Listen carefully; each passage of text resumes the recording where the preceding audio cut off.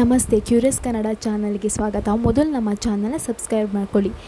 Bhargavi LLB ಇವತ್ತಿನ ಸಂಚಿಕೆಯಲ್ಲಿ ಏನಾಗುತ್ತೆ ಅಂತ ನೋಡೋಣ. ಸಂಚಿಕೆ ಪ್ರಾರಂಭದಲ್ಲಿ ಭಾರ್ಗವಿಗೆ ಅವರಮ್ಮ ಒತ್ತಾಯ ಮಾಡ್ತಾನೆ ಇರ್ತಾರೆ, ಮದುವೆ ಆಗು ಭಾರ್ಗವಿ, ಇನ್ನೇನು ಕೇಸಿನ ಕತೆ ಹಾಗಾಯಿತು, ನೀನು ಮದುವೆ ಆಗು ಭಾರ್ಗವಿ ಅಂತ ಹೇಳ್ಕೊಂಡು ಒತ್ತಾಯ ಮಾಡ್ತಾನೆ ಇರ್ತಾರೆ. ಆದರೆ ಭಾರ್ಗವಿಗೆ ಏನು ಮಾಡಬೇಕಂತಲೇ ಗೊತ್ತಾಗಲ್ಲ.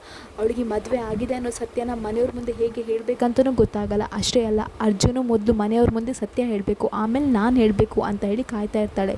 ಇನ್ನು ಅರ್ಜುನ್ ಮನೇಲಿರ್ತಾನೆ. ಅವನಿಗೂ ಟಾರ್ಚರ್ ಆಗ್ತಿರ್ತದೆ. ಯಾಕಂತ ಹೇಳಿದರೆ JP ಪಾಟೀಲ್ ವಂದನಾ ಅವಳ ಜೊತೆ ಮದುವೆ ಆಗಲೇಬೇಕು ನೀನು ಅಂತ ಹೇಳಿ ಹಠ ಹಿಡ್ದಿರ್ತಾನೆ. ಅರ್ಜುನ್ ಹೇಳ್ತಾನೆ, ಅಪ್ಪ ನನ್ನ ಮದುವೆ ಆಗಲ್ಲ, ಆ ವಂದನಾನ ನಾನು ನಿಮಗೆ ಮುಂಚೆಯಿಂದನೂ ಹೇಳ್ತಾ ಇದ್ದೀನಿ, ನಾನು ಆ ವಂದನಾನ ಮದುವೆ ಆಗಲ್ಲ ಅಂದರೆ ಆಗಲ್ಲ, ನಿಮಗೂ ಗೊತ್ತಿದೆ.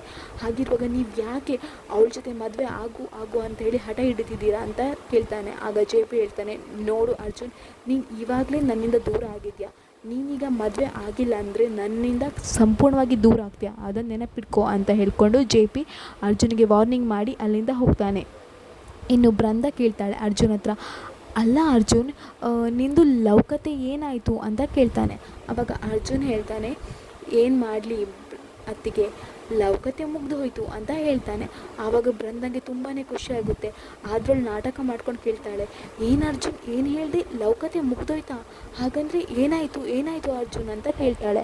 ಆವಾಗ ಅರ್ಜುನ್ ಹೇಳ್ತಾಳೆ, ಹೌದು ಅತ್ತಿಗೆ, ಲವ್ ಮುಗ್ದು ಮದುವೆನೇ ಆಗೋಯ್ತು ಅಂತ ಹೇಳ್ತಾನೆ. ಆವಾಗ ಬೃಂದನಿಗೆ ಸಿಕ್ಕಾಪಟ್ಟೆ ಶಾಕ್ ಆಗುತ್ತೆ.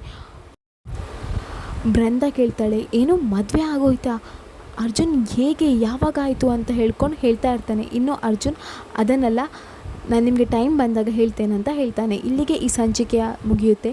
ನಮ್ಮ ಕ್ಯೂರಿಯಸ್ ಕನ್ನಡ ಚಾನಲ್ನ ಸಬ್ಸ್ಕ್ರೈಬ್ ಮಾಡ್ಕೊಳ್ಳಿ.